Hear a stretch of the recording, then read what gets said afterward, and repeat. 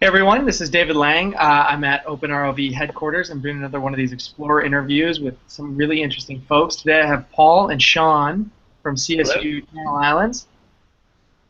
So where are you guys based right now?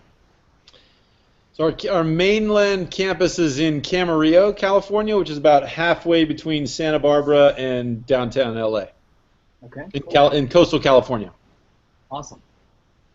And you guys have been doing a lot of really cool and I think really pioneering work in using some of these low-cost maker tools and seeing how they can be applied for conservation and science and exploration and all that stuff. And I think all that stuff is really, really fascinating.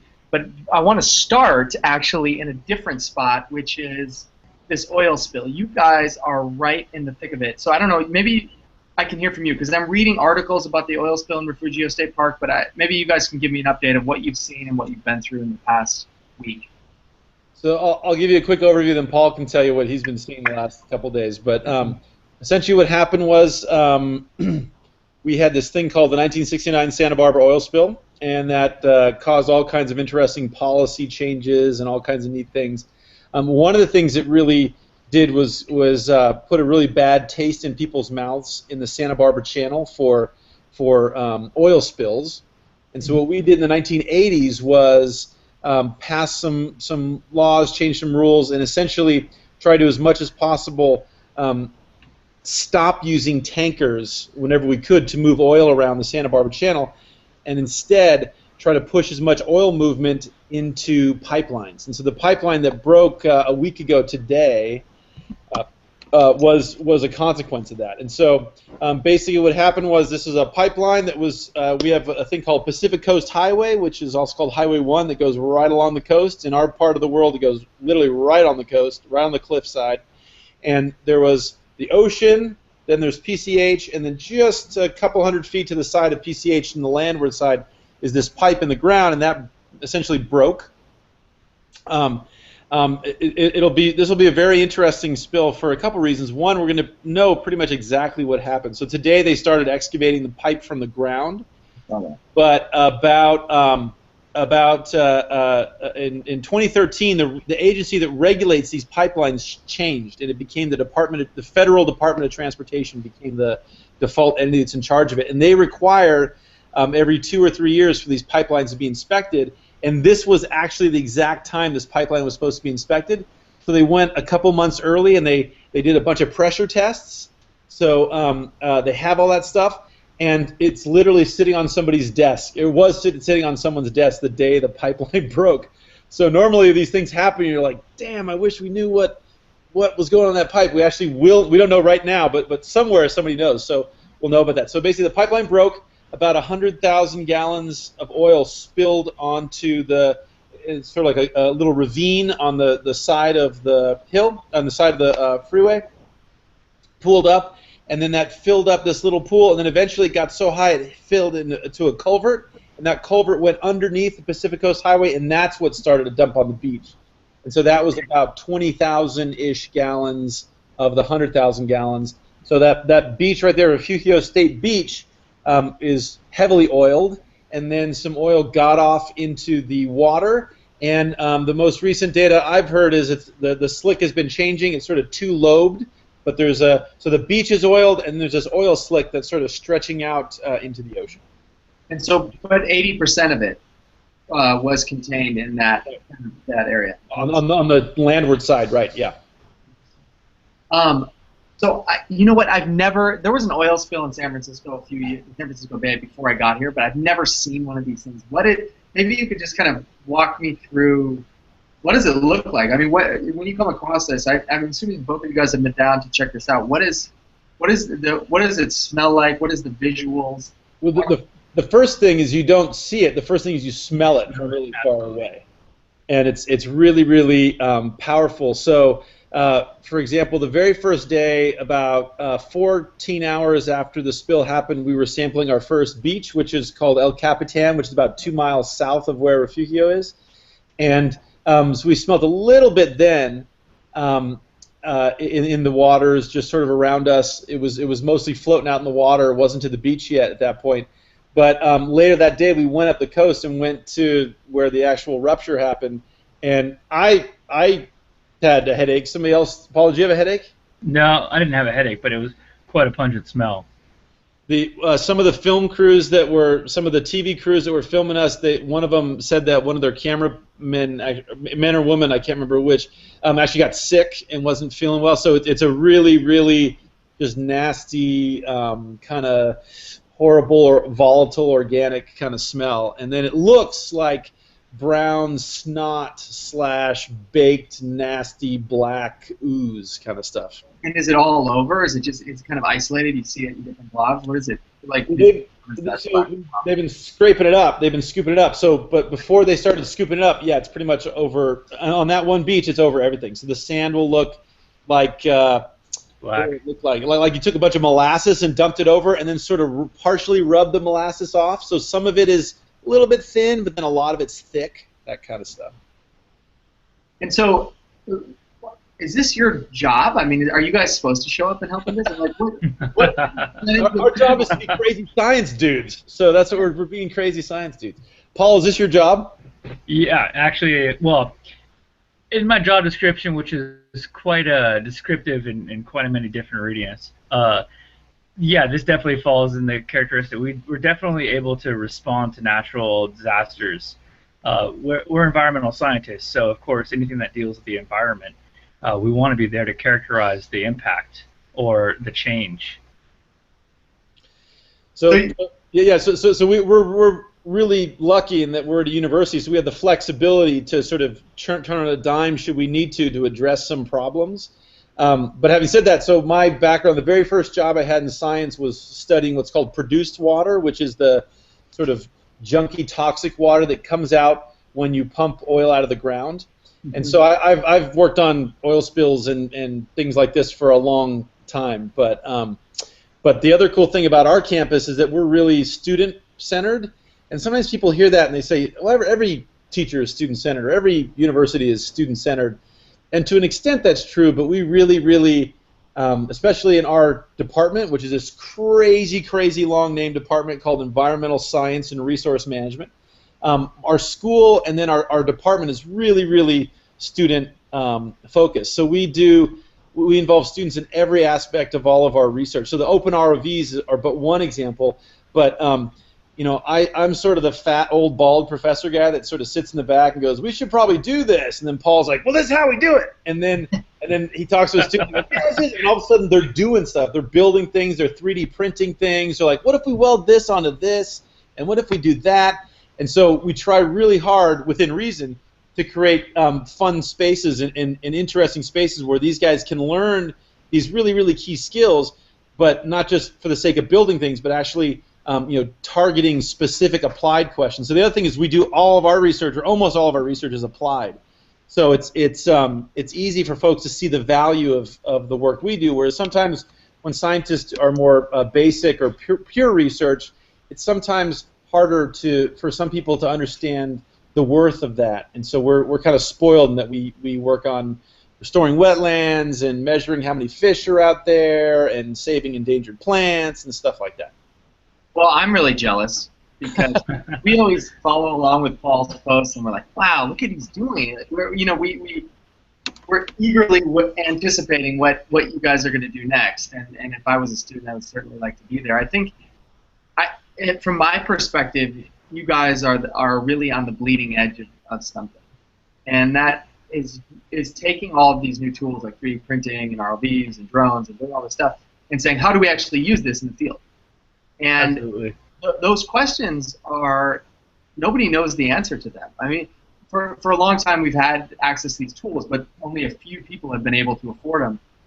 You guys are kind of just getting out there and using them, which in reality, when all of a sudden they become affordable, you know, desktop tools, that is what people are going to do. They're just going to use them. So I think the things you guys are learning are really, really valuable.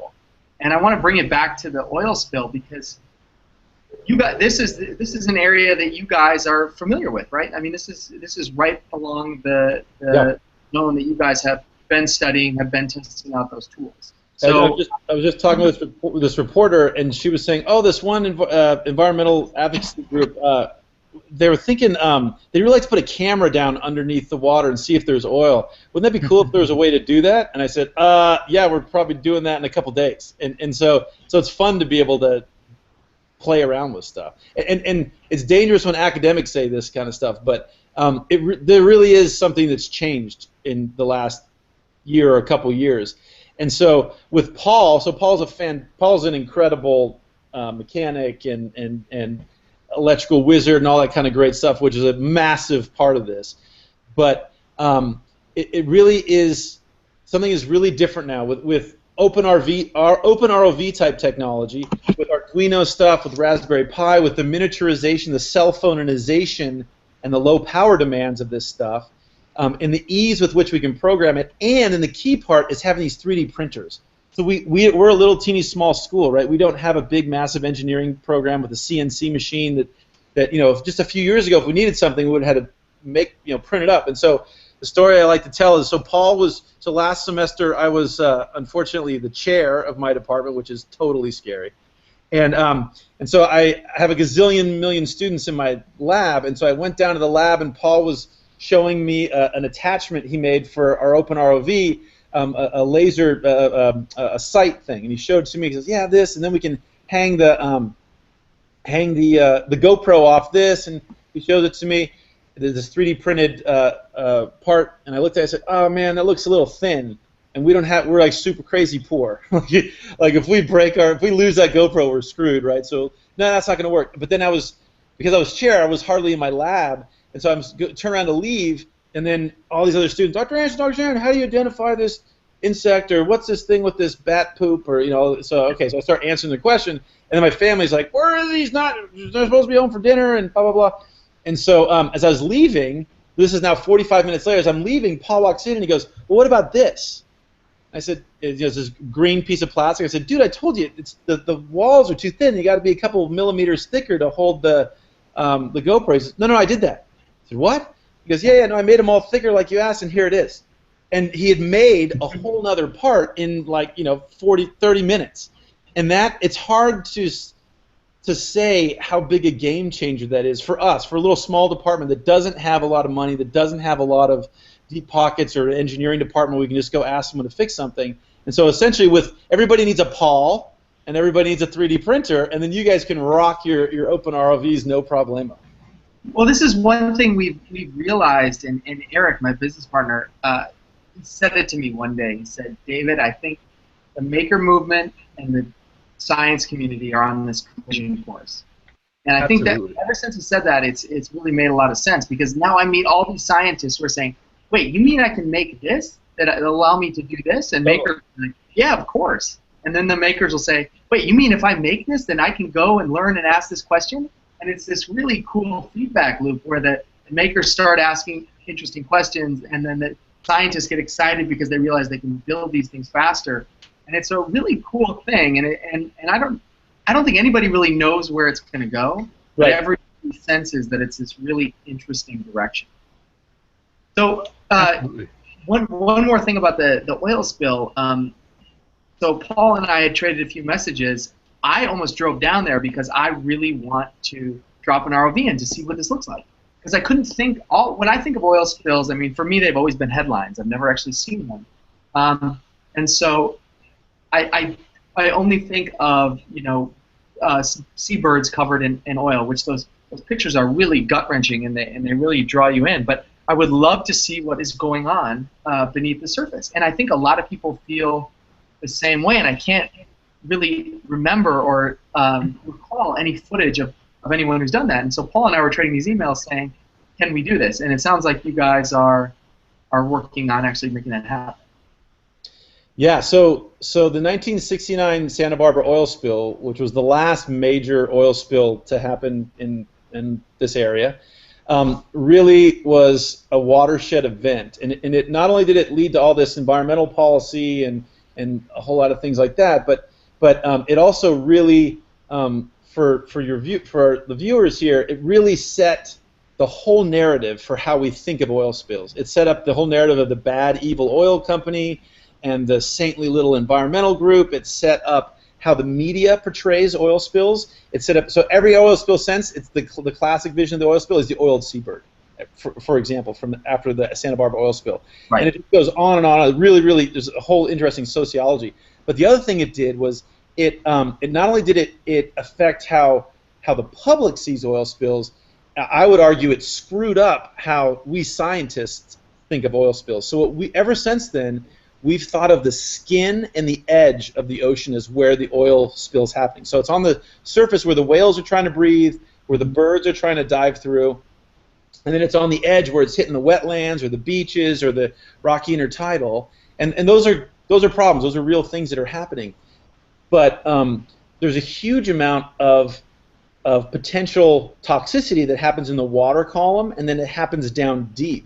And so, for example, when the Santa Barbara oil spill happened in '69, people said, "Oh my God, the world's going to end." And then after it, the primary flow was for 11 days, and then it flowed for about a year at least. But the main flow is about 11 days. So after that 11 days, 20 days, 25 days later, people are still able to fish. People are saying, "Oh my God, the world didn't end." One of the things they did was said, "Why?" And they said, "Oh, well, because we had some storms that came and chopped up the surface of the ocean, so it mushed up that oil, and that oil went down." As if, going away is all good, right? Like, it couldn't have any negative effects. So that was really, especially back in '69, we had a limited ability to go down underneath and look. And what the Deepwater Horizon has shown us, which is the first category of a very different type of oil spill, that the majority of the impacts were at the midwater or at the benthic on the bottom of the ocean. And so using tools like OpenROV, we can actually see that much more easily. And so one of the things we're interested in doing is one, just seeing if there's oil there, and that's interesting for this oil spill. But I think much more important than that, one thing that we're interested in doing is saying, can we turn OpenROV into a kit, right, into a go kit? So maybe you can't afford $100,000 or $200,000 for one of these big fancy ROV things, but you probably can afford $1,000. Or if we trick it out, make it super high tech, maybe with a fluorescent camera and stuff, maybe it's $2,000. Ooh, my God, right? We can use $2,000, right? We can throw that $2,000 thing into a sea of mucky, ugly stuff, and use that tool. And so I can envision, as part of the go kit, when you have an oil spill, you have a backpack, or maybe it's a Pelican case with stuff in there, and you just grab your open ROV kits and you run out, and they're small enough that there's the perfect size. And I think for at least a shallow subtitle, the stuff shallower than 100 feet or so, it seems like it's a potentially fantastic. Well, we think it's probably a fantastic tool. We just need to try it out a little bit and show the proof of concept. Yeah, that's really interesting. I want to add two aspects to that, because there's some interesting things that I've noticed, and in developing this and watching how the community actually uses it. And in a previous Explorer interview, we were talking with Laura James, who was the woman who discovered sea star wasting syndrome in the Seattle area, and she's an amateur and also part of the Open ROV community. And we started talking about this idea of slow science, of having people who are out there over a consistent amount of time and getting feedback, and birders are really good at this, and amateur astronomers are really good at this. But I think that's really an important idea. But I also, on the flip side, I like the idea of really fast science, of having this network of people who are not just around the country and the coastlines, but people who are all over the world. We have thousands of people in this community who have these ROVs. I mean, if you had, not just a go kit, but kind of a protocol of saying, here's how you react to a situation like this. It's something where I think, you're not just mobilizing a small group of people. You're potentially training kind of a new class of first responders. Definitely, and also opens the door to citizen science to get involved. In the for example, these areas that don't have active oil there, you can go out there and take a look, and not necessarily have to get yourself in the hot zone, but you can involve citizen scientists in long-term monitoring projects or fast response ones too. Absolutely. So you guys, so Paul, maybe I'll jump to you. You guys were out there. I mean, you guys have been doing a lot of really cool stuff with, doing transects with your ROVs. Maybe you could talk a little bit about what you've been doing with the students. Okay, so In regard to the oil spill, or in regard to prior stuff? Yeah, prior stuff. Okay. So basically, for those that don't know me, my name is Paul Spaur, and I lead the Aerial and Aquatic Robot Research Team, which is the AARR, or Arr. and we're a part of the Pirate Lab, which is Dr. Sean Anderson's right there. It's Pirate Lab, so it's the R Pirate Lab. So anyways, we've been using open ROVs now for almost about a year and a half. We have about 5 of them now, and we've been using the 2.6 and the 2.7 models and going out to Santa Rosa Island and basically vetting the system for use in environmental science research. So we've been looking mostly at marine ecology. There are 2 main research projects that we just finished up are a marine protected area study, which is right outside of Betcher's Bay, which is next to our Santa Rosa Island research station, in which we've been basically using the ROVs to run transects and doing counts of fish inside and outside of the marine protected areas. So essentially, this is a way for us to get a good idea of how healthy the marine protected area is and how well it's doing its job in being a place where fish can go and repopulate outside the pressures of fishing. And so that's one of our biggest ones that we've been working on. We're going to continue to do that as we get more time out there and more resources. And the other one, which is also really interesting, is the intertidal ecology one. So intertidal ecology traditionally is a survey that's done on the shore. You usually go to an intertidal zone where there's tide pools. There's a high, mid, low, and a subtidal zone. There's also a splash zone, but that's the area that just gets kind of splashed with water. But what we're interested in is there's already established protocols for intertidal ecology, in which the National Park Service basically goes up to the Channel Islands on an annual basis and does surveys of the organisms that live there and their interactions with their environment. And so what we're interested in specifically, and I know you mentioned this before, is the sea star wasting syndrome.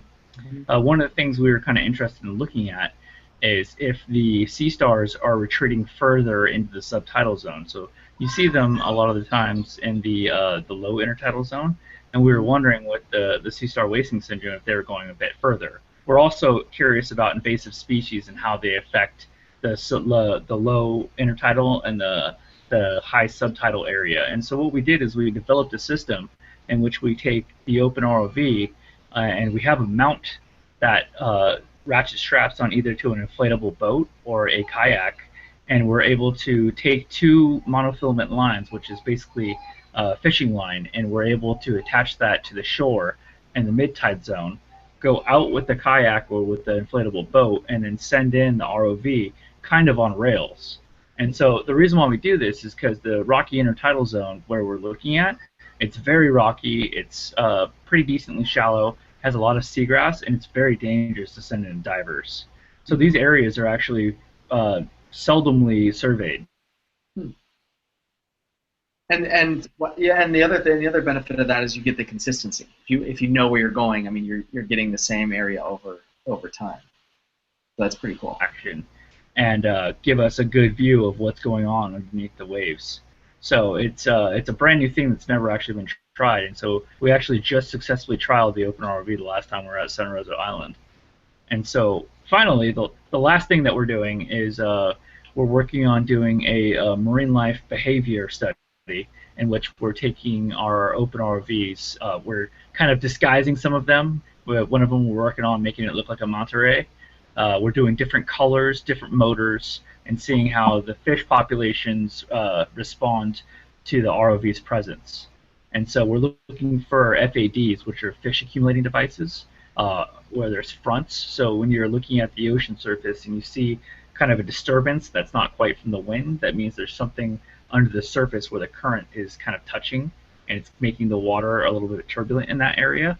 So we're looking for these areas where there's high populations of fish, and we're sending in the ROVs and kind of observing how the marine life behaves to different form factors, colors, and shapes of ROVs, and also sounds. So that's the study we're just now kicking off the ground, and so that's what we're going to be working on into the next year. Cool. I can't wait. I mean, that sounds like It's super cool. It's super cool. That is so exciting. That's a very publishable paper. The Along those lines, I would point you to a TED Talk by E.D. Witter. I don't know if you've seen this. No, I haven't. He's I think she's a marine biologist who was studying. Oh, Edie. Yeah. Oh, yeah. The bioluminescent. Yeah, exactly. She gave a great TED Talk, though, about going to look for the giant squid, and she played the sound of different ROVs they were using. And interesting. And it showed that the ones with the electric motors was much, much quieter than the hydraulic ones. And that was the one that she eventually found the giant squid with. So I would check out some of her work, because she's done a lot with that. Terribly interesting, yeah. So, one of the things that I'm trying to encourage and promote more is the sharing of this kind of tacit knowledge that you guys are building. Because, it's one thing for us to publish all the build designs and make sure that everyone's building the same ROV, but some of the stuff you guys are learning is really cutting edge stuff. I mean, you guys are on the front lines of this whole new potential way for people, even citizens, to monitor and protect their environment. And I want to make sure that we're all learning together. And that's part of the reason so you can share their expeditions and share some of the things that you normally wouldn't share. Like maybe you share a video, but you wouldn't share how you built the boat and the line and the track and all these things, or what's in the go bag, all these things. I think there's a lot of potential for us to learn together. I don't know if you guys have any kind of plans on what you're going to do to share what you're learning, but I'm really eager to keep following along. Yeah, I'll jump in really quick. So we do have a blog which we post pretty regularly on, and every time I put a blog post, I try to mirror it with Open Explorer. Okay. To try to do that. Unfortunately, with Open Explorer, it doesn't get up there every single time. It might be like a week or two delay between our blog posts and Open Explorer, but we try to do it that way. And in the future, I definitely have some 3D models which I'd like to share with the community. One being our payload system that we use. We've already shared it with some of the individual makers who have contacted us through my Twitter. But we definitely want to make those 3D models available to everyone, and I'll be sharing a little bit more information. It's kind of the kind of thing where we're out doing so much research all the time. When we get some downtime, posting up things is kind of falling by the wayside because we have so much stuff to do. That's fine. I mean, you guys are dealing with oil spills, so I appreciate it. But the other thing to say is this year, to be totally clear, this year wasn't to do research. We weren't trying to do any research this year. This year was rather, let's vet this platform and let's try it out and see how what's going to work for us, and let's tweak it out and see capabilities. So this wasn't, the goal here wasn't to achieve a particular research target. The goal was just to see if OpenROV is really going to work for us. And so we've done that. And the other thing is we've been building up a cadre of students that came in that knew nothing about soldering and knew nothing about programming and nothing about whatever. They watched some YouTube videos, and then the intermediate kids show them, and then the expert kids show the intermediate. So my students really create this organic learning community within the lab, and then that sort of extended out to the high school and the middle school that we work with. And so we're sort of getting stuff figured out. So from next year forward, as we start doing our projects, everybody will be. We try to require it this year about everybody doing a blog post, but it didn't really work. But starting next year, as we get more serious and actually get into the research, I think we will be doing postings just like David's saying, and absolutely trying to document the stuff that people are doing, and as much as possible making it as outward facing with designs or plans or stuff too. So totally. That's very cool. Well, I'm going to keep this kind of short, so let's wrap it up now, just so like people are watching it, they can kind of hit it in like a 45-minute fun. But we'll post this online, and I'll post links to your guys' work and to your Open Explorer feeds. And I'm really eager to hear how the dive goes. So please keep me posted. Please keep all of us posted. And we'll have to do this again and hear, because you guys are doing too much. We gotta keep checking in. Cool. All right, thanks, you guys. This is great. I'm gonna. Thank you. You too.